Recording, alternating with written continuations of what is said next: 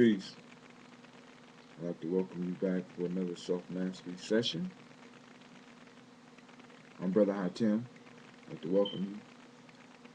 Tonight we're talking about Proverbs and self-mastery. How do we use Proverbs in the process of self-mastery?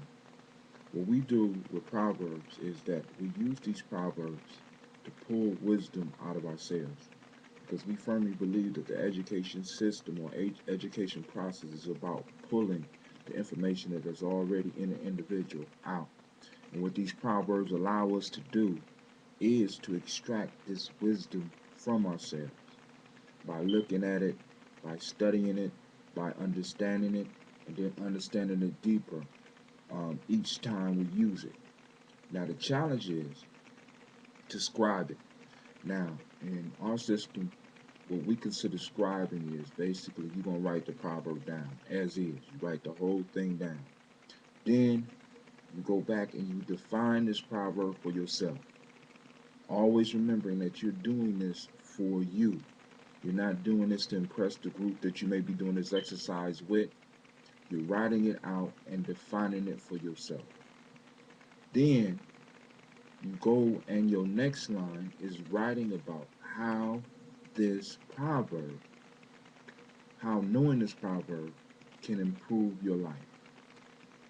And then the last part of that is, and if you had known this proverb in the past, when you were younger, how would this knowledge, how would this wisdom have changed your life? So you're taking a look at your present moment where you are now. You're looking at how you could use this proverb for the future.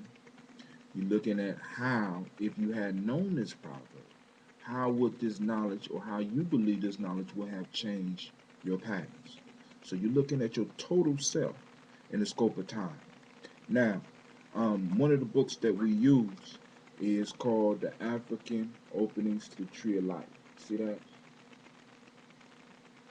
It's one of my favorite books of all times. And it's a good book, but by far it's not the only proverb book out there. This process would work with any proverb.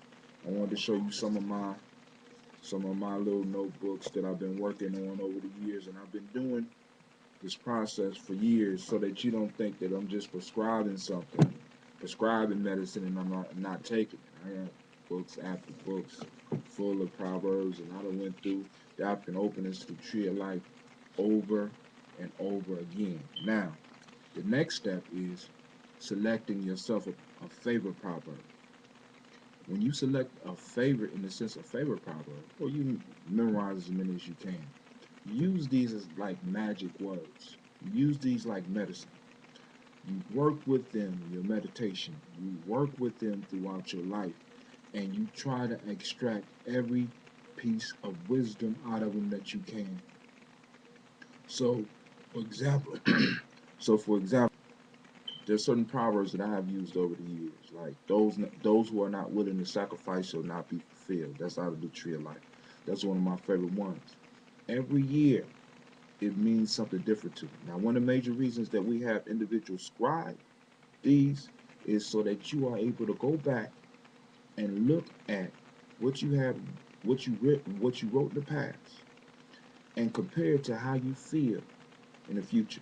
So when I go through my books, when I go through my little diaries, I know that some growth have taken place because I can look at a proverb that I scribed out and see that I look at that proverb totally different. Now, what that does for you is that promotes growth. That promotes growth, and in a sense, it promotes wisdom. And when you are increasing in wisdom, that means that you can pass more wisdom out. When we pass out more wisdom, when we share more wisdom, we promote peace on this planet. And that is the ultimate goal of self-mastery. So, this is Brother Haatim. I'd like to thank you for joining me for this self-mastery session. If you have any questions, you have any comments, please feel free to share them. And if you watching this, you know how to get hold of me. All right, with that, I say peace.